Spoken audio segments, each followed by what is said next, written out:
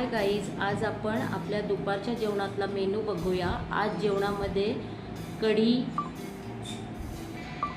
वाटली डाळ, भात,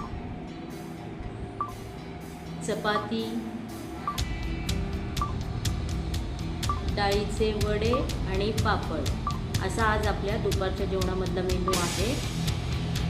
आता आपण जेवणाचे ताट वाढूया।